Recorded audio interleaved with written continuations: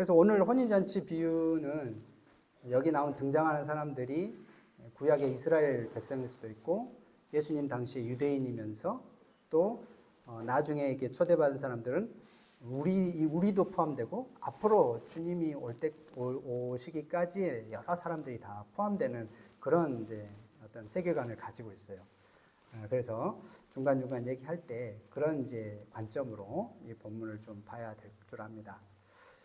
그러나 이제 이 비유가 뭘 말하려고 하느냐 할 때 하나님의 은혜를 감사할 줄 모르는 그런 유대인들 그리고 그 시대 사람들에 대한 책망이 있습니다. 배은망덕한 책망이 있고 더불어서 그러면 하나님 앞에서 받은 은혜에 대한 합당한 감사, 받은 은혜에 대해서 염치 없는 그런 태도가 아니라 정말 내가 하나님의 호의와 자비와 친절을 받은 사람으로서 정당하게 반응해야 될 모습이 무엇인가를 고민하게 만드는 그러한 본문이에요. 그러니까 본문 내용은 약간 이제 책망하는 내용들처럼 들려 있어서 저도 이제 설교 준비하면서 제가 여러분을 막 책망하듯이 말하지 않게 해달라고 이렇게 설교를 했는데 절대 여러분을 책망하거나 그럴 이유가 없죠. 왜냐하면 저도 부족하니까. 근데 이제 그런 책망, 예수님의 책망 속에서 도대체 하나님께서 우리에게 합당하게 바라시는 것이 뭐였길래 이 사람들은 이런 책망을 받게 됐는가? 이런 이제 질문을 가지고 이 본문을 좀 봐야 됩니다. 비유의 배경은 이게 혼인 잔치죠. 결혼 잔치입니다. 그래서 천국은 이런 말로 시작하죠. 마치 자기 아들을 위하여 혼인 잔치를 베푼 어떤 임금과 같다. 천국 하면은 킹덤 오브 가드, 하나님 나라거든요. 나라 그러니까 우리가 세상적인 개념으로 영토, 주권, 백성 이렇게 생각하니까 어떤 하나님 나라에 들어간다, 천국에 간다 하면은 장소 이동을 생각할 수 있지만 성경이 설명하는 천국 개념은 장소적인 개념이면서 인격적인 개념이에요. 그러니까 천국을 설명할 때는 장소로만 설명할 수 없어요. 저기 어디 아름다운 섬 그렇게만 설명할 수 없어요.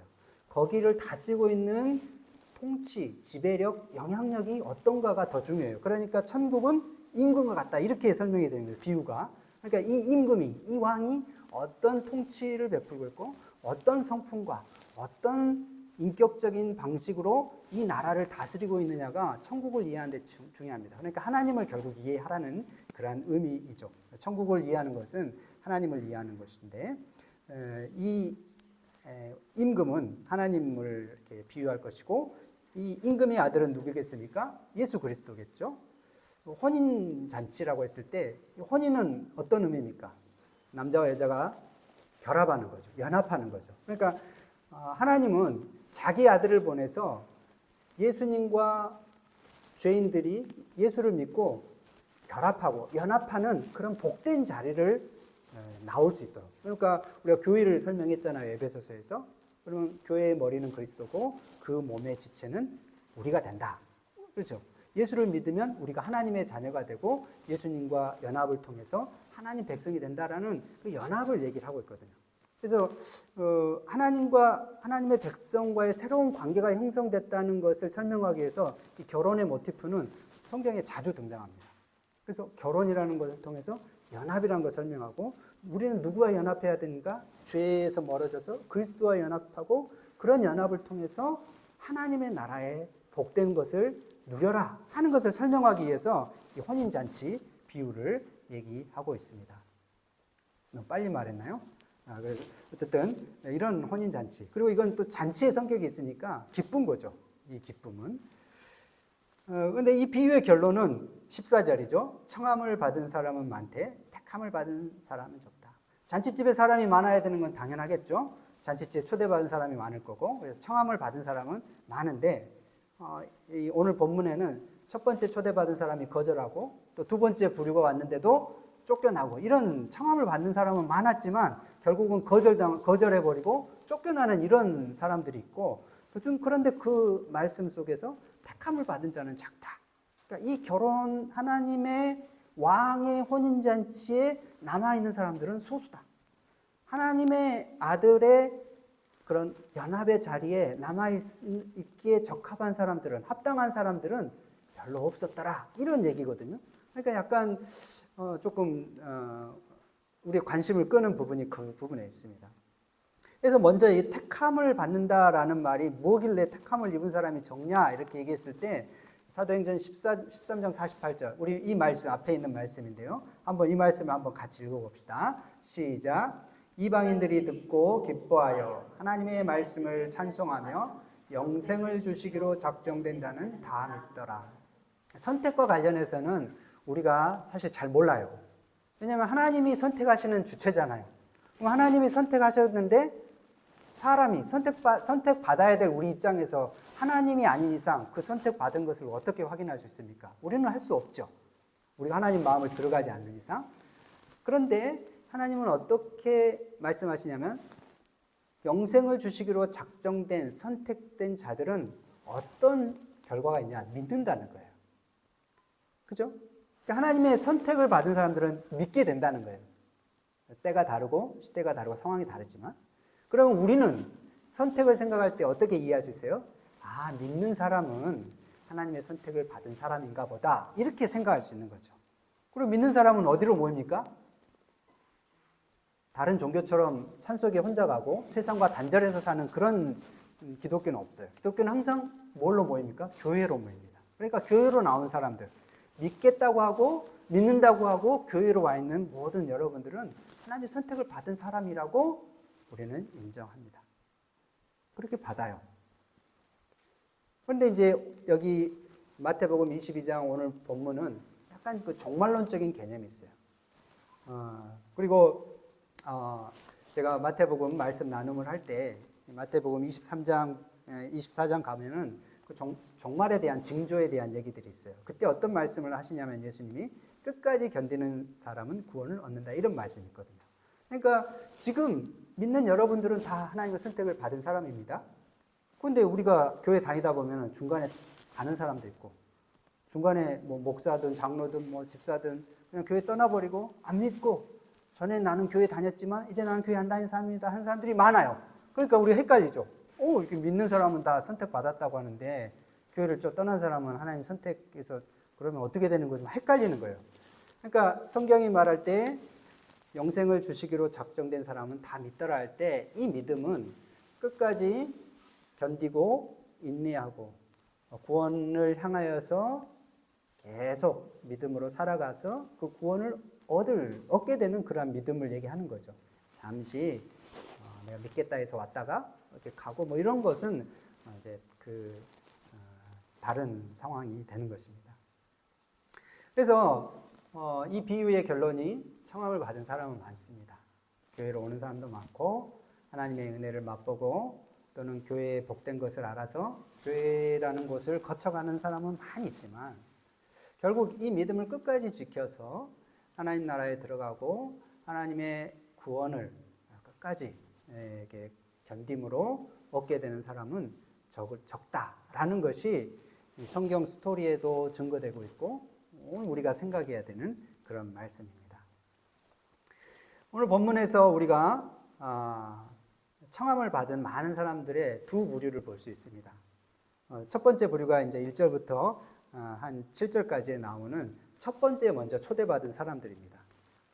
왕이 혼인잔치를 계획하고 22장 3절에 보면 종들을 보내어서 그 청한 사람들을 혼인잔치에 오라고 하였습니다. 왕의 혼인잔치면 특별한 거죠. 왕의 혼인은 나라가 다 기뻐하는 거지만 왕이 그 많은 사람들을 다 데려올 수 없으니까 왕의 혼인잔치석에는 리스트를 작성해서 올 수 있도록 어떤 사람들만을 구별하죠. 그러니까 거기에 초대받았다는 것은 특별한 영예이고 왕은 직접 종들을 보냅니다. 종을 보낼 때 그래도 왕의 마음을 잘 전달할 사람을 보내는 것이 인지상정이죠. 그러니까 초대를 받은 것은 굉장히 영예스러운 일이에요. 그리고 그 왕이 덕망이 있다고 하고 좀 위대하면 그 왕의 초대를 거절한다는 것은 굉장히 신중한 상황이어야 돼요. 정당한 이유가 없이 거절하는 것은 자칫 잘못하면 반역 아니면 나는 당신 싫어해 이런 것이 되기 때문에 여기서의 거절은 굉장히 비상식적인 상황이에요. 근데 어떻게 됐습니까? 오기를 싫어했어요. 이 사람들이. 적어도 우리는 거절할 때 어떻게 거절합니까? 부드럽게 거절하죠. 아, 안 되는데요 하면서 약간 다른 말로 거절하잖아요. 근데 이 사람들은 거절을 해요. 거절의 이유도 어떤 겁니까? 4절에 왕은 한 번 거절한 사람들을 그냥 내버려 두는 것이 아니고 그냥 화를 바로 내고 그냥 이놈들이 나의 초대를 거절해 이렇게 하지 않고 다른 종을 보냈어요. 왕의 입장에서 한 번 종을 보냈는데 이 사람이 거절했네요. 그럼 두 번째 보낼 때는 더 나은 상황들을 나은 종, 더 훌륭한 종, 더 설득을 잘하는 종을 보낼까요? 아니면 그냥 더 못한 뻔한 상황을 만들어내기 위해서 종을 보낼까요? 제가 생각할 때는 처음에 괜찮은 종을 보냈으면 이 사람이 거절하면 더 높은 지위의 종을 보내서 이 사람을 데려오게 만들 것 같아요. 그러니까 굉장히 왕은 노력을 하는 거예요. 이 사람이 이런 상황에서. 그런데 다른 종을 보냈을 때 또 청한 사람들이 거절합니다. 이유가 뭡니까? 저희가 돌아보지도 않고 22장 5절에 하나는 자기 밭으로 하나는 자기 상업차로 갔다. 그러니까 이 사람들의 거절의 이유는 자기 일 때문에 간 거예요. 밭의 상황들, 밭일이 얼마나 어렵습니까? 실제로 그 농촌교회에 목회하시는 목사님들 얘기 들어보면 그 농번기 때는 예배 시간도 땡겨서 하고, 왜냐하면 가서 추수해야 되니까 그때는 예배 시간을 아침 일찍 땡겨서 얼른 예배 드리게 하고 보내는 그런 방식으로도 하기도 하고, 또 이렇게 뭐 갑자기 막 소가 막 애 낳으려고 그러면 예배 시간에 중간에 끼우게 하기도 하고, 굉장히 밭의 일은 힘들죠. 뭐 여러분 밭이 아니더라도 직장 일이 그렇게 힘든 거죠. 그리고 또 자기 사업차로 가는 거예요. 여러 가지 이유가 있죠. 그런데 이제 여기서 말하는 그 의미 좀 부정적이죠. 자기 일 때문에 갔는데, 이거는 다르게 말하면 세상 것에 대한 몰두, 세상 것에 대한 염려 때문에 가는 거죠. 왕의 초대를 돌아보지도 않고 전혀 관심도 두지 않고 자기 일을 향해서 간다. 그거는 누가 봐도 이 사람의 마음에는 왕이라는, 하나님이라고 하는 하나님의 요구라는 것은 그 마음이 없는 거예요. 언제든지 자기 일이 생기면 하나님 일은 후순위로 갈 수 있는 그런 준비를 하는 거예요. 여러분이 교수님하고 약속을 했는데, 교수님 저 오늘 친구하고 약속 있어서 못 가겠습니다. 할 수 있어요, 없어요? 할 수 있을 것 같기도 한데 대부분 못하죠. 왜요? 학점이 걸려있고 중요한 문제거든요. 그러니까 자기의 이해관계가 있는 사람한테는 그런 부탁을 안 해요. 하나님은 우리 영혼의 주인이고 우리의 창조주시고 우리가 전능하신 분인데, 이상하게 사람들은 하나님께는 쉽게 손절하고 쉽게 전화로 못 갑니다. 이렇게 하는 방식이 너무 쉬워요. 여러분 중에 그렇게 쉽게 거절하지 못할 사람이 누가 있나요? 혹시? 이 사람, 이 종들, 이 초대받은 사람들은 왕의 보호 속에 있고 왕의 돌보심 속에 있고 왕의 복된 통치 가운데 자신의 사업이나 자신의 밭이 있고 자신의 영역들이 있는 건데, 그 모든 것이 왕의 돌봄 가운데, 왕이 군사를 동원해서 안전을 지켜주고 왕이 번영할 수 있도록 경제력을 만들어주고 왕이 모든 보호 속에 있어서 자신의 영역이 존재하는 건데, 왕이 초대를 했는데 아니 내 영역을 지키기 위해서 자기 일을 위해서 왕의 초대를 거절해버려요. 돌아도 보지 않는 거예요. 그게 바로 자기 일에 몰두한 사람들의 모습입니다. 세상 것에 몰두를 하게 되면 하나님께 시간 내는 것이 아깝습니다. 네, 자기 일이 바쁜데 하나님과 교제할 시간이 어디 있어요? 하나님께 기도할 시간이 어디 있어요? 하나님의 말씀을 펼 시간이 어디 있어요? 지금 내 일도 바빠 죽겠는데. 자기 몸의 휴식, 자기 마음의 즐거움, 자기 사람들과의 관계가 우선이기 때문에 하나님과의 관계, 하나님과의 즐거움, 하나님과의 교제는 그냥 후순인 거예요. 자기 일에 몰두한 사람들의 특징이죠. 자기 일에 몰두한 사람들은 하나님께 가는 것을 주저하죠. 또 다른 이유는 세상 것에 대한 염려죠. 세상 일에 대한 염려는 우리를 신앙에서 이탈시킵니다. 사실 염려한다 한들 우리가 뭐 키를 한 자나 더 늘릴 수 있습니까? 내일 일을 아무리 염려한들 내일의 상황이 바뀝니까? 사람은 그렇게 할 수 없죠. 성경은 너희 염려를 다 주께 맡겨라, 맡겨버리라, 이렇게 강하게 얘기하죠. 이렇게 요구할 수 있다는 것은 하나님은 모든 것을 하실 수 있다는 그런 분명한 전능하신 능력이 있기 때문에 하시는 거죠. 그래서 우리는 하나님께 맡기는 훈련을 해야 됩니다. 이 사람과의 관계, 내일 일에 대한 두려움, 어떤 경제적인 문제, 시험 또는 진로, 두렵죠. 근데 맡기는 훈련해야 돼요. 그리고 오늘을 살아내고 오늘 내게 주어진 하나님의 말씀을 순종하는 일에 연습해야 되는 거죠. 그런데 이 사람들은 그렇게 하지 않았어요. 사실 여기 처음 초대받은 사람은 성경의 역사로 보면 이스라엘이에요. 하나님께서는 죄악된 인류 가운데 이스라엘을 먼저 부르셨어요. 그리고 그들에게 특별한 지위를 주고 그들이 하나님을 잘 섬기는 것을 통해서 모든 사람들이 하나님을 섬기면 이런 복을 받고 하나님이 정말 신중의 신이고 하나님이 창조주라는 것을 이 이스라엘을 통해서 알리기를 원하셨어요. 그래서 예수님도 이스라엘을 통해서 오신 거예요. 구원자가. 왜 한국에 안 오고 왜 알지도 못하는 이스라엘 땅에 왔는가? 아니 저기 유럽에 오지 않고 예수님은 구원자인 예수님은 왜 저 팔레스타인 땅에 왔나? 이렇게 생각할 수 있지만 하나님이 그걸 기뻐하셨고 그렇게 일을 하신 거예요. 아브라함을 부르시고 아브라함 통해서 12지파를 이루셔서 이스라엘 민족이라는 민족을 이루셨다는 것이 구약의 역사예요. 그래서 그들을 통해서 하나님이 어떤 계획을 하셨는데 그들이 실패했어요. 그 말은 무슨 말이냐? 한국에 오셨든 또는 중국의 어떤 민족에 와서 그들을 샘플로 해서 그들을 통해서 천하 민족에게 하나님의 하나님 되심을 보여준다 해도 상황은 똑같았다는 말이에요. 그래서 이 처음 초대받은 사람들은 다 거절했어요. 그래서 임금은 그들을 진멸하게 됩니다. 멸망과 형벌, 심판과 형벌은 그들이 거절한 것에 대한 보응을 받는 거죠. 그들에게 호의를 베풀고 특별한 지위를 주고 많은 사랑과 은혜를 베풀었고 그리고 하나님께서 자신의 잔치, 자기 아들의 잔치에 초대했을 때 이스라엘 백성들, 유대인들은 예수님을 배척했습니다. 예수님이 베들레헴에서 태어나시고 그다음에 예루살렘 성에 가시기까지 많은 유대인들을 만났지만 유대인들은 어떻게 하면 예수를 자신의 기득권에서 쫓아낼 것인가? 어떻게 하면 자기들의 전통 가운데 예수님이 들어오는 것을 거절할 것인가? 어떻게 하면 자신의 삶의 루틴과 영역 속에 예수님이 들어오는 것이 반대할 것인가? 이런 생각에 빠져 있었어요. 그래서 결국은 로마 정권과 손을 잡아서 예수님을 죽여버리기까지 했습니다. 그거에 대한 하나님의 심판이 무엇일 것인가? 형벌이죠, 형벌. 더군다나 이 사람들이 그렇게 이런 심판을 받는 이유는 혼인잔치는 예비되었으나 청한 사람들은 합당치 않았다. 합당치 않았다. 아니, 하나님, 그러면 처음부터 잘 선택하시지 그랬어요. 꼭 이렇게 딴지를 거는 사람도 있습니다. 아니, 아예 합당한 사람을 처음부터 하시지 그랬어요. 이렇게 할 수 있지만 아담의 범죄 이후로 모든 사람이 죄인이었기 때문에 합당한 사람은 없어요, 사실.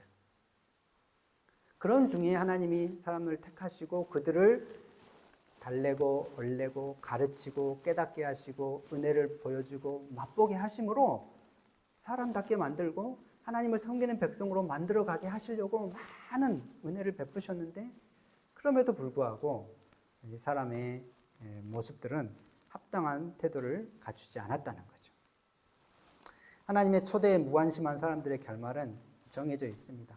심판과 형벌은 하나님의 부르심을 거절한 사람들이 당하는 것들입니다. 큰 은혜를 베풀었음에도 불구하고 그들은 하나님의 부르심을 떠나서 자기 좋은 길을 가게 되었고 또 그런 하나님께 돌아오라고 하는 선지자들을 죽이기까지 하는 그런 일들을 합니다. 예수님께서 이런 말씀을 하신 적이 있습니다. 아버지나 어머니를 나보다 더 사랑하는 자는 내게 합당치 아니하고 아들이나 딸을 나보다 더 사랑하는 자도 내게 합당치 아니하고 또 자기 십자가를 지고 나를 쫓지 않는 자도 내게 합당치 아니하니라. 이 말을 오해해가지고 이제 아버지 어머니 사랑하면 안 되구나 이렇게 해석하는 건 너무나 잘못된 것이죠. 부모를 공경해야죠. 또 이게 아들이나 딸 자녀들을 사랑해야죠. 그러나 그거는 하나님께서 우리에게 주신 그러한 가족이고 관계이기 때문에 하나님을 사랑하는 것을 이렇게 넘어설 수는 없습니다. 하나님 사랑. 아까도 말한 것처럼 가장 영원한 것을 사랑하는 것이 진정한 사랑인데, 사람은 변하고 사람은 있다가도 없어지고 그 사랑은 이 땅에서 사랑하는 대상이지 우리가 영원히 사랑할 대상이 아닙니다. 그러니까 영원히 사랑해야 될 것을 더 사랑하는 것은 그거는 너무나 당연한 것이죠. 그래서 이들이 합당하지 않은 것은 자기 일 열심히 해야 됩니다. 자기 사업 열심히 해야 됩니다. 공부도 어떻게 할까 계획을 세워야 됩니다. 그러나 그것은 하나님을 사랑하는 것과 바꿀 수 있을 만한 그런 사랑의 대상은 아닙니다. 그러니까 하나님을 사랑하는 일이 항상 더 우선해야 되고 높아야 되는 것입니다. 이 첫 번째 사람들이 하나님의 초대를 거절했기 때문에 혼인잔치에 오는 사람들이 없을 거 아닙니까? 그럼 혼인잔치는 취소해야 될까요? 그렇지 않습니다. 하나님께서는 죄인들이 예수님과 연합해서 하나님 나라와 그 복된 은혜를 계속 이어가길 원합니다. 만약에 교회가 비어가고 사람들이 없어진다 한들 이곳이 줄어든 것이지 하나님 나라 전체적인 개념 속에서는 또 어떤 지역에 하나님께서는 자기 백성들을 불러 이렇게 세우실 거예요. 남미의 교회들이 부흥하고 있고 또 아프리카의 어떤 교회들은 성장하고 있고 우리 한국 교회는 성장이 정체되고 또 영국의 교회들은 술집으로 바뀌기도 하고 그러나 또 동유럽의 어떤 교회들은 다시 또 믿는 자들이 부흥하게 되고 약간의 이런 변화들이 있을 뿐이지 이게 뭐 이 상황 이렇게 보고 어떤 그런 규모나 외적인 것을 보고 우리의 마음이 흔들릴 필요는 없습니다. 다만 우리가 교회가 여기 있다는 것을 이렇게 고백했을 때 사람들이 교회에 나오지 않는 것, 그거는 그 시대가 악하다는 것이고 사람들이 아무리 나오라고 초대해도 거절하는 것은 스스로가 나는 하나님께 관심이 없다는 것을 증명하는, 다시 말하면 하나님께서 모든 것을 나중에 정산하실 때 카운트되고 있는 것이죠. 하나님께서 이유 없이 우리를 지옥에 보내고 이유 없이 저 사람들을 형벌 하겠습니까? 누군가의 복음을 전했을 때, 권면을 했을 때, 예수 그리스도의 구원과 은혜를 전했을 때 다 거절한 그런 것들이 다 하나님 앞에서 정산되고 있는 거죠. 그런 상황이기 때문에 초대받지 않는 사람, 첫 번째 초대받은 사람들이 거절한다 해도 이 혼인잔치는 그리스도를 통해서 주시기로 하는 그 복된 은혜는 계속 이어지기를 원하는 거예요. 그래서 하나님께서는 다시 종들을 보내서 내 집을 채우라 이렇게 했을 때 종들이 사거리에 길어가서 이제 사람들을 만나는 대로 혼인잔치에 청하여 옵니다. 첫 번째 초대받은 사람이 이스라엘이라고 했다면 두 번째 초대받은 사람은 이제 이스라엘의 국경을 뛰어넘어서 이스라엘이라고 하는 그 선민 사상을 뛰어넘어서 유대인이라고 하는 어떤 특별한 어떤 집단의식을 뛰어넘어서 이방인, 민족과 나라와 경계와 지역을 뛰어넘어 모든 사람에게 이제 이 복음이 열려져 있습니다. 어떻게 보면 구약에서는 이스라엘 백성이 된다는 것이 하나님의 백성이 된다는 하나의 트레이드 마크였습니다. 그래서 이방인도 이스라엘 백성 안으로 들어오려고 굉장히 노력을 했어요. 왜? 하나님께서는 일단 이스라엘 백성에게 그런 은혜를 줬고 이스라엘 백성을 통해서 일을 하시겠다는 그런 마음이 있었으니까 굉장히 사람들이 이스라엘을 흠모하죠. 그래서 솔로몬 시대 때는 스바의 여왕이 와가지고 그 솔로몬의 그런 통치를 굉장히 흠모하는 그런 기록들이 있잖아요. 근데 이 이스라엘의 실패, 또 유대인들이 예수님을 거절한 이 상황에서는 이 복음의 경계가, 복음이 모든 경계를 허물어서 누구라도 예수 그리스도를 믿는 자는 구원을 받으리라. 누구든지 주의 이름을 부르는 자는 구원을 얻으리라 하는 이런 복음의 확대, 이런 상황들이 이어졌습니다. 그러니까 이제 종들을 보내서 만나는 대로 혼인잔치에 청하여 오너라 하니까 종들이 길에 나가서 악한 자나 선한 자나 만나는 대로 모두 데려오니 혼인잔치에 손님이 가득했다 이렇게 얘기를 합니다. 근데 이제 이런 말씀을 볼 때도 만나는 대로 모두 데려오라고 했으니까 어중이 떠중이 다 데려오고 하나님께서 한번 실패를 맛봤으니까 이제 아무나 데려와도 되는가 보다 이렇게 생각할 수도 있는데 또는 혼인잔치에 이제 잔치집에 음식을 많이 차려놨는데 올 사람이 없으니까 버리기는 아까우니까 그냥 아무나 데려와서 잔치를 먹게 하는 그런 상황인가? 이렇게 생각하는 것은 오해입니다. 또 여기 악한 자나 선한 사람이 혼인잔치에 와서 뭐 이제 와준 것만 해도 고마운 거지. 어차피 처음 초대받은 사람 이제 안 왔는데 내가 와준 것으로 이게 사람 자리 한 자리 채워준 거 하나님이 나한테 고마워해야지. 하나님 이제 내 기도 들어줘야지. 이렇게 생각하는 것은 하나님의 부르심을 완전히 오해한 태도인 것입니다. 부모 입장에서 자식이 망하는 길로 가는 것을 보면 그 망하는 길로 가는 것을 참아보지 못해서 부모가 처음에는 책망하고 타이르다가 나중에는 얼레고 달래고 낮춰서 야 원하는 대로 다 해줄 테니까 제발 그 길만은 가지 말아라. 이렇게 말한다고 해서 자식이 목에 힘주고 그럼 내가 원하는 거 다 해줘요. 내 맞죠? 이렇게 말할 수 있나요? 없죠. 마치 부모가 뭐가 아쉽고 답답해서 자기에게 부탁한 줄로 생각하는 그런 자식이라고 하면 굉장히 미련한 상황이 되는 거죠. 하나님께서 믿으라고 하고 예수 그리스도를 믿으라고 하는 말을 오해해가지고 내가 믿어줬으니까 내가 나와줬으니까 이렇게 생각을 하는 것은 하나님의 부르심을 크게 오해한 것입니다. 사실 하나님께서는 굳이 사람들을 초대하지 않아도 그 영광에는 아무런 손해가 가지 않으신 분입니다. 우리가 하나님의 속성을 이렇게 여러분이 나중에 공부할 기회가 되는데 하나님은 자충족적이고 자충족 그리고 완전하신 분 그 영광에 완전하신 분이에요. 완전성이라는 것은 플러스 마이너스가 없다는 거예요. 우리는 돈이 들어오면 주머니가 두툼해지고 쓰면 주머니가 들죠. 우리는 늘 플러스와 마이너스에 민감한 삶을 사니까 완전이라는 개념을 몰라요. 완전은 그 자체로 완전하는 거예요. 만약에 신이 완전해서 조금 이탈이 생기면 그 존재는 신일 수가 없어요. 그러니까 하나님은 항상 그 잔재로 완전인 거예요.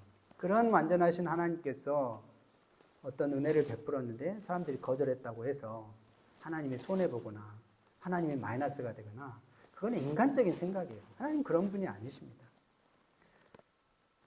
모두가 죄를 지은 이후에 망한다 해도 사실 하나님께는 아무 손해가 없어요. 우리가 찬양하지 않아도 하나님은 돌들을 들어서라도 하나님을 찬송하고 하나님의 자녀를 만드실 수 있는 그런 전능자예요. 그런 하나님께서 예수 그리스도를 보내시고 자기 아들을 보내셔서 그 아들의 피로 우리를 구원하셨다 하는 것은 굉장한 은혜지. 하나님이 첫 번째 초대받은 사람이 초대를 거절했다고 해서 이제 선한 사람이나 악한 사람이나 만나는 대로 데려오라 하는 그 하나님의 부르심을 아주 값싼 티켓 정도로 생각하는 것은 착각입니다. 하나님의 아들 예수 그리스도의 죽음은 값비싼 희생이지 그냥 내가 원하지 않았다고 해서 나와 상관이 없다고 해서 무의미한 희생으로 생각하는 것은 엄청난 착각이에요. 나 같은 죄인을 살리기 위해서 나에게 베푸신 고귀하고 절대 갚을 수 없는 큰 은혜이지 내가 무슨 원했나? 내가 뭘 바랬나? 이런 마음을 가졌다고 해서 예수님의 죽음을 낮추게 생각하고 아주 폄하하는 것은 자신이 하나님의 하시는 일을 얼마나 모욕하고 멸시하고 배척하고 있는지를 자기 입으로 증명하는 거예요. 다시 말하면 자기가 죄인이라는 것을 증명하고 있는 거예요.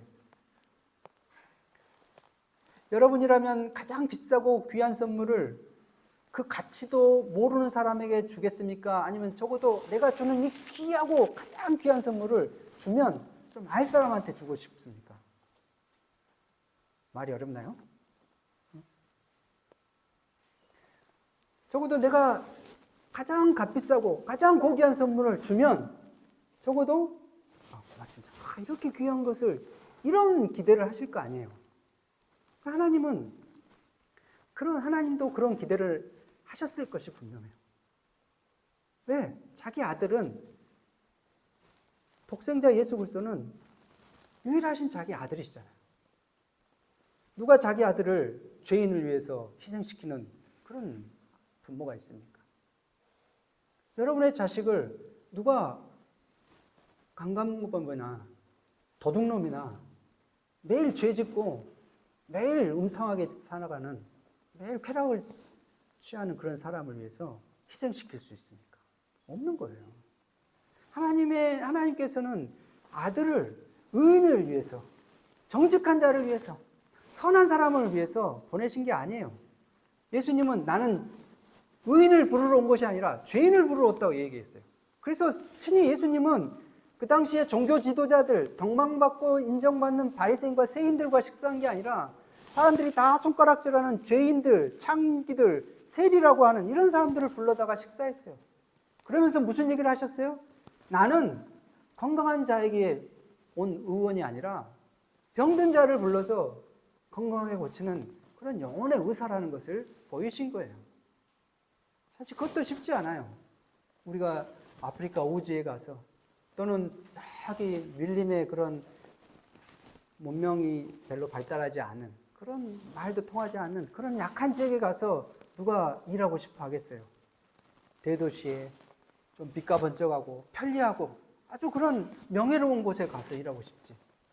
여러분의 아들을 그런 사지로 보낼 것 같습니까? 아니면 그런 좋은 도시로 보낼 것 같습니까? 하나님은 자기 아들을 거절당하는 곳, 싫다고 인상 쓰는 사람들에게, 심지어 하나님이 보낸 선지자들을 죽인 그런 폭력과 그런 분노가 가득 찬 사람들한테 자기 아들을 보내서 하나님의 사랑을 말하게 하셨어요. 하나님의 사랑을 말하면 어떤 반응이 올까요? 말하지 마. 나한테 말하지 마. 너 이제 나한테 말하기만 하면 나는 이제 너 다시는 안 만날 거야. 하는 그런 사람들에게 계속 보내는 거예요. 그러니까 이제는 말을 안 하는 게 어떻게 보면 양반처럼 생각될 수도 있습니다. 이제 교회는 더 이상 전도하는 일에 소극적으로 갈 수밖에 없어요. 믿지 않겠다는 사람들한테 그 관계라도 깨어지지 않게 해서 진짜 말하고 싶은 것을 숨긴 채 같이 밥 먹고 같이 놀아주고 같이 얘기를 합니다. 그런데 진짜 중요한 거는 복음이거든요. 밥 먹는 관계가 끝나면 사실 그냥 헤어질 수 있어요. 하나님께서는 그 밥 먹는 관계를 넘어서서 예수 그리스도께서 우리의 죄를 위해서 죽으시고 부활하셨다는 사실을 말한 거예요. 교회를 통해서, 전도자를 통해서, 믿는 자를 통해서 얘기하는 거예요. 그러니까 계속 배척을 받는 거죠. 교회 가면 좋긴 한데 믿으라고만 안 했으면 좋겠어. 교회 가면 좋은데 좀 성경 공부 안 하면 좋겠어. 그냥 우리끼리 뭐 먹고 그냥 몰고 가면 되지. 그건 교회가 아니에요. 그냥 잔치의 음식만 먹고 가는 거예요. 여기 성경 비유대로 하면. 근데 이 나중에 온 이 만나는 대로 데려오라고 해서 온 이 사람들의 결말이 어떻습니까? 임금이 이런 손님들을 보러 갔는데 예복을 입지 않았네요. 그래서 너는 어찌하여 예복을 입지 않았냐? 적어도 왕이 잔치를 하면 예복을 줬을 것이고, 또는 왕이 잔치를 한다 그러면 최소한의 예복을 신경을 쓰는 게 당연한 것이 아닙니까? 교회는 어떤 곳인가요? 성경을 가르치는 곳이에요. 하나님을 예배하는 곳이에요. 그게 예복이거든요. 아, 교회는 하나님을 예배하는 곳이지. 아, 성경을 배우는 곳이지. 그 예복이. 근데 이 사람은 그런 예복에 신경을 안 썼고 그냥 혼인잔치의 음식이나 그냥 그 분위기만 하는 거예요. 그러니까 할 말이 없는 거예요. 예복에 대해서는. 사실 이 예복은 믿음이거든요. 임금은 사환들에게, 종들에게 말하되 그 사람을 손과 발을 결박해서 바깥 어두운 데 내어 던져라. 거기서 슬피 울며 이를 갈미 있으리라. 아니, 오라고 할 때는 언제고 이제 와서 이렇게 얘기합니까? 라고 해서는 안 돼요. 이거는 좀 시간이 긴 거예요. 초대는 지금 3시 반에 초대해가지고 3시 50분에 왕이 와가지고 예복 입었냐 안 입었냐 이렇게 생각하는 것이 아니라 예수님이 이 땅에 오셨고 하나님께서 자기 아들을 이 땅에 보내셔서 계속 전도하게 하시고 교회를 통해서 복음을 알리게 하셨어요. 그래서 많은 사람들이 교회를 드나들고 교회와 관련된 일을 듣고 성경에 대한 얘기도 듣고 하나님에 대해서 들었어요. 그래서 어느 때가 되면, 아마 종말의 때가 되면 하나님께서 그것을 확인하러 오실 것입니다. 믿음이 있는지, 자기가 죄인인지 아는 건지. 그래서 내가 죄인이기 때문에 내 힘으로는 이 죄를 해결할 수 없기 때문에 하나님이 죄인을 위해서 베푸신 그 사랑의 스토리를 아는지, 그 사랑이 바로 나 같은 죄인에게까지 왔다는 것을 알고 깨닫고 믿고 감사하고 그래서 기뻐하며 하나님을 섬겼는지, 이런 것들을 확인하는 시간이 있다는 거예요. 그 예복이 없는 사람들은 결국은 나중에 슬피 울며 이를 갈게 되는 그러한 장소로 떨어지게 됩니다. 그 말은 나중에 후회한다는 얘기죠. 나중에. 이게 성경의 세계관이에요. 우린 그걸 지옥이라고 부르기도 하고 심판의 상황이라고도 얘기를 합니다. 나중에 후회할 것이에요.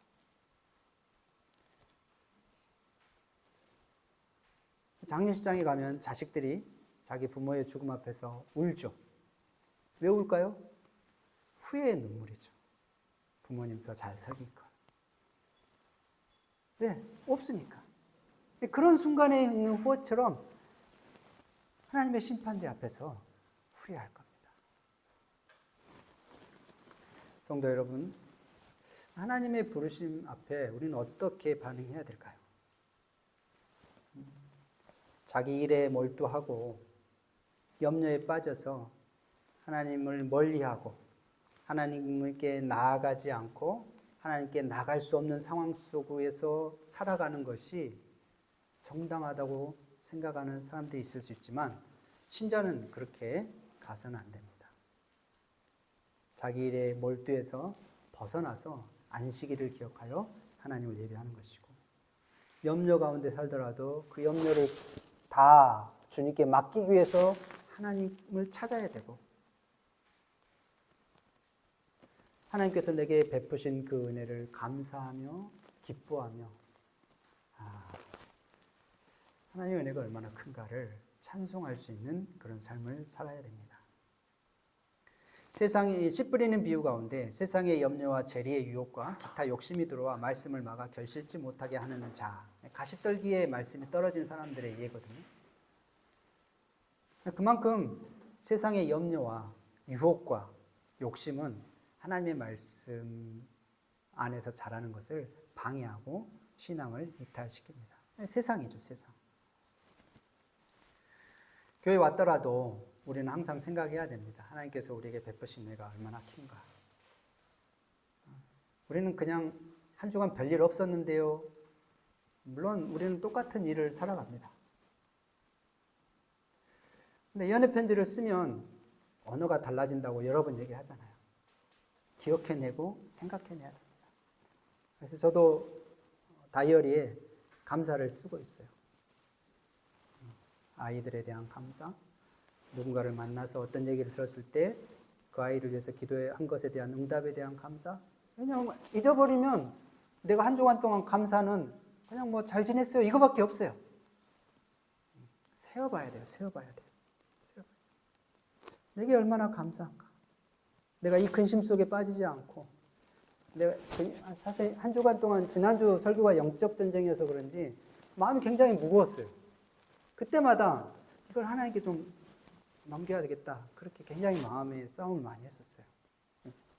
항상 이제 주일 설교하고 나면 그 주간에 그런 설교와 관련된 저한테는 싸움이 항상 있기 때문에 굉장히 뭔가 불안하고 두렵고 막 힘든 부분들이 있었는데 그때마다 기도하면서 내 마음을 하나님께 드리려고 했어요. 물론 그러면서도 왜 이게 한순간 마음이 평안해지지 않을까 하는 그런 아픔도 있었지만 그래도 그렇게 할 수 있었다는 게 감사한 것이에요. 성도 여러분, 우리는 하나님의 부르심에 어떻게 반응해야 될까요? 이렇게 먼저 초대받은 사람, 또 초대를 받아서 청함을 많이 받았지만 그들이 하나님 앞에서 합당하지 않다고 증명되고 결과로 나타나는 이런 사람들을 보면서 우리도 똑같이 이 실패의 모습을 따라가야 될까요? 아닙니다. 우리는 하나님의 부르심 앞에 합당하게 가야 됩니다. 하나님의 말씀을 마음에 새기고 말씀대로 살아가고 순결을 지키려고 하고 어떻게든 내 삶이 하나님께 드려지기 위해서 물질과 시간과 마음을 드리고 말씀 배운 그 하나를 내 삶의 한 부분에 끼워 넣어서 어떻게든 하나님의 말씀이 내 삶 속에서 영향력 있게 열매를 맺게 하시도록 그 말씀을 계속 붙들고 가야 되는 거예요. 우리가 지금 말씀이 풍성하지 않아서 변화되지 않은 거라고 얘기했잖아요.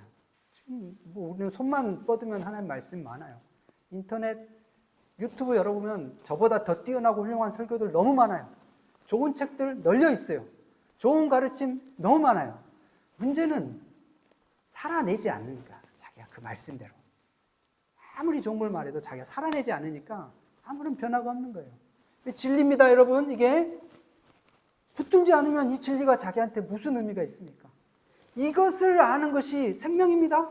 아니 이것이 나한테 아무런 읽히지도 않고 정말 그러한가 살펴보지도 않고 고민도 안 해봤는데 이게 어떻게 자기에게 생명력 있는 은혜로 다가오겠습니까? 감사를 나누면 풍성해진다고 하는데 감사를 나눠보지도 않고 나누려고 하는 마음도 없이 있는데 어떻게 그 은혜가 전달이 되겠어요? 그런 상황, 냉랭한 마음에 있을 때는 그냥 좀 지루한 삶이 반복되는 거예요. 그건 조금 우리가 자신의 삶에, 우리의 삶의 상황에서 조금 양념을 주듯이 힘을 내면 됩니다. 왜? 성령님께서 우리와 함께 하시니까. 여러분 기도하시죠? 기도의 리듬을 만들어 가려고 하시잖아요? 그럼 그 기도한 대로 믿음으로 살아가 보십시오. 하나님의 은혜가 얼마나 크고 얼마나 나에게 큰 능력을 주시는지 분명히 깨달아 순종하게 될 것입니다. 기도하고 우리 성찬식을 같이 거행하겠습니다. 하나님 아버지, 하나님 앞에서 합당하게 살아가는 것 누구라도 자신할 수 없음을 자백합니다. 그러나 이렇게 성경에서 합당하지 않다고 주님께서 책망하신 그 모습을 따라갈 수는 없습니다. 그 말씀이 정말 합당하지 않고 하나님이 책망하시는 모습이었다고 하면 하나님 거기에서 하나님이 바라시는 교훈과 뜻을 배워서 하나님을 순종하는 자로, 하나님을 기쁘시게 하는 자로, 사람에게 칭찬받는 사람으로 살아가는 길을 걸어갈 수 있는 은혜를 베풀어 주시옵소서. 예수님의 이름으로 기도합니다. 아멘.